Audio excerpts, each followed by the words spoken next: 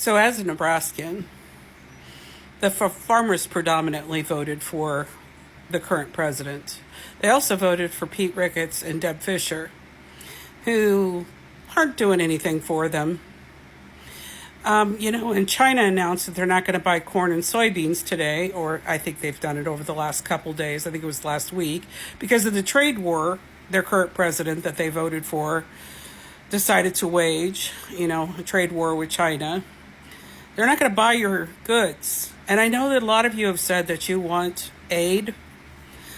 Well, as a taxpayer who lives in Nebraska who did vote for the right candidate, I don't think I want my tax dollars going to bail you out. I think you actually should sit in your decisions and feel the effects. You want us to. Every time we vote for a Democrat and you say they're horrible. So at this point in time, I'm going to tell you the same thing you say to me back. You wanted to vote for this. Now you get to deal with the consequences. And I don't think I should have to bail you out, because I work hard for my money too, and my dollars shouldn't bail out your bad decisions. So yeah, today I'm telling you, the farmers here in Nebraska, you need to deal with your own decisions. It's your consequences, not mine, and I don't want to pay for them. Dear Nebraska farmers, I have a question for you. So, you realize that you were employing your farms with undocumented workers, because there's no way that you didn't know that, right? You realize you're also breaking the law by doing so. But you then rail against those same undocumented workers that's doing the work and making you money so that they can be deported. And now you're crying and whining and trying to skin and grin to Donald Trump to stop him from deportations when you supported it overwhelmingly. It's kind of like the Venezuelans, right? When right before the election, they were like, I will vote for Donald Trump. Oh, 2 weeks later, he used us. How are y'all feeling right now? Bye. Hi guys, welcome back again to my channel. It's so good to have you. Thank you so much for clicking when you saw this video. So Nebraska farmers are currently on the lookout for new workers. You guys, they've been advertising over there and finding way to get workers that can come work in their farms. Not only that, they are set to go bankrupt in few months. Reason being that these guys voted against their own interests and the immigrants that work in their farms. So as at the time of the whole election, Nebraska came out in mass to really vote for an administration that promised mass deportation of undocumented migrants, forgetting that they have lots of immigrants who work in their farms who are also undocumented. These guys came out and voted against it, and yeah, a lot of farmers voted against that in Nebraska. And right now they are about to lose their farms because there's no immigrants to work on their farms anymore. The natives are not ready to work on farms, and no matter how much you pay them, they might not be ready to pick up such jobs. And some of them, their crops might just go bad because nobody to pick them up, nobody to harvest. Well, I'm just going to let people's video roll, then I'll come back with my commentary. I would really love to know what you think about Nebraska. I don't know if you guys have seen everybody asking what happened to Nebraska. Don't anybody care about Nebraska? Have you guys checked on Nebraskans? Well, I'll just let the videos roll, then I'll come back with my commentary. Let me know what your thoughts are in the comment. Go ahead and subscribe to my channel if you haven't already, and don't forget to give the video a thumbs up so that more people can see it. Credit to all creators on this video. So let's go watch, then we'll come back with a commentary. So I'm seeing a lot of people being confused about how, Nebraskans and people in agricultural communities can be voting against their own interests. And I have a lot of experience with these people. I'm related to them. And obviously, when I talk about them, I don't mean all farmers and I don't mean all the people in these states. But in my experience, the farmers have been living a fairy tale for many generations.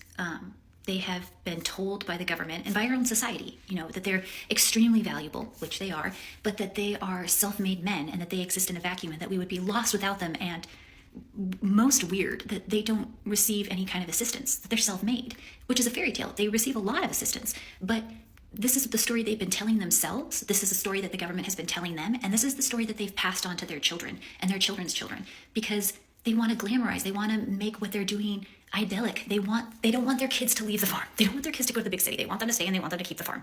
So their kids and their kids and their kids have all been raised with this idea that as farmers, they are heroic. They are, the backbone of America, even though at this point, the backbone of America, if it's farmers, then it's completely made out of like fabricated steel and been replaced by a neurosurgeon like 30 times.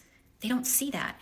So they don't understand. When you live in a fairy tale your whole life, and when you've been raised in a fairy tale, and when your father was raised in a fairy tale, you don't use critical thinking skills. You don't analyze what you're doing. You just keep going with the fairy tale. And you don't choose a political candidate that forces you to think. You choose the political candidate that encourages you to stay in the fairy tale. So that's how they keep voting for the bad people. That's how they keep voting against their own interests, because they're in a fairy tale. They're so enmeshed in it that they don't want somebody waking them up. They want somebody who's going to keep them asleep. And unfortunately, they're going to have to wake up sometime. So, apparently, Nebraska is going out of business soon, within the next 1 to 2 quarters. Why? Well, farmers to be exact, or farms. They can't seem to find anyone to work their fields.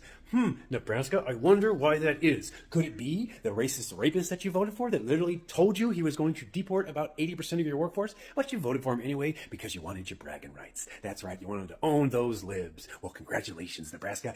You won your bragging rights, but now you lost your livelihood, and I have 0 fucks to give to you. So no, we don't give a fuck about Nebraska going bankrupt in 6 months. Trump told you what he was going to do before you voted for him. And y'all voted for him. All y'all farmers in Nebraska voted for him because y'all admitted that y'all voted for him. So now in 6 months, all of y'all will be bankrupt. Go bankrupt. Maybe the rest of the red states will actually see what type of person he is, because he didn't give a fuck about you before. He damn sure don't give a fuck about you now. And that's y'all mistake. Learn from it. Let's be real. These people came out and voted for somebody who promised mass deportation and everything that they had. And yet they voted against the immigrants that work in their farms. And now they're asking for help, for people to help them. They're everywhere crying on the internet that they might go bankrupt in a few months. But you forget that there was a time where you have the opportunity to actually vote the right way, so that the immigrants working in your farms will not be able to go. Instead, they will find a way to get documented in the country. Because me, I'm actually all for documentation, having legal stay in the country. Very, very important. But you cannot vote against these people without finding a solution and expect a good result. It doesn't work that way. Now, these guys are being deported, surrounded by ICE. I saw a video today of ICE being somewhere in Nebraska. I think he's in a farm or so. And they surrounded how many thousand people? Like a lot of people was in that place. About 80 to 100, I think, not 1,000. And all of them were working in that particular farm. And now, a lot of people will just be home. Like their family members might come back home thinking they're going to meet their brothers, their sisters, their husbands, their wives, only for them to find out that they have been picked up by ICE from their farm, from where they work. And now they said they were actually coming for criminals and all those people who do bad things in the country. But how can you be looking for them inside an office, a working place? These people actually came to work to fend for their families. But unfortunately, they are being deported. They are being picked up by ICE and all of that.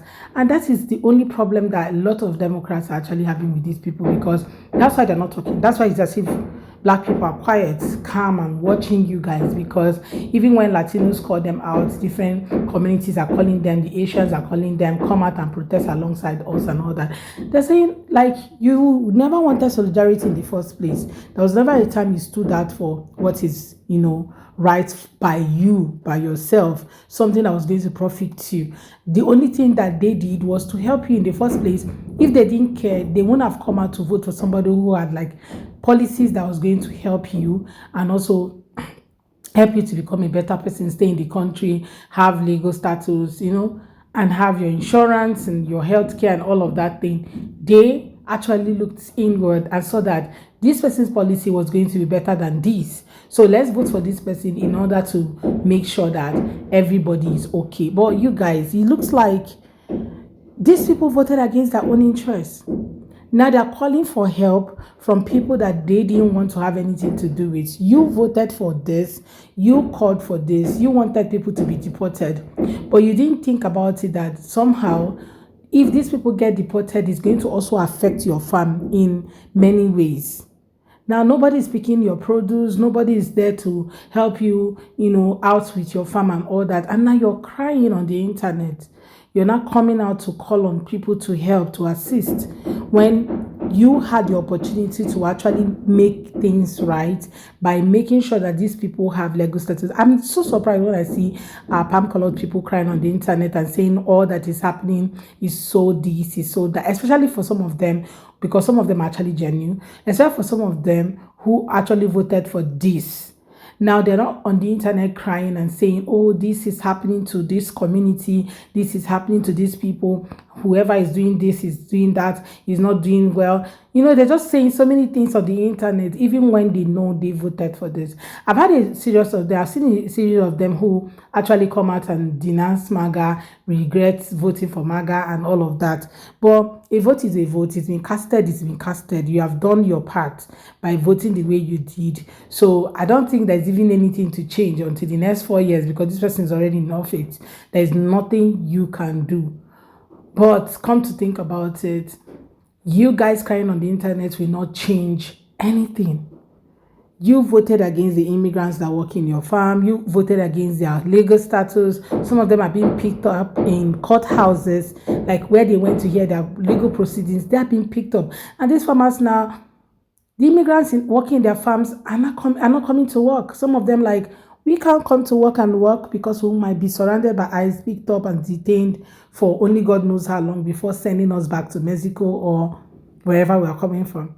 So that's why it's as if most of them have refused to go to work. Well, guys, I would love to hear from you guys what you think about today's series. Share your thoughts with me in the comment section. What do you think about all these farmers coming to the internet to really cry for help? Let me know what your thoughts are in the comments. Please go ahead and subscribe to my channel if you have not already.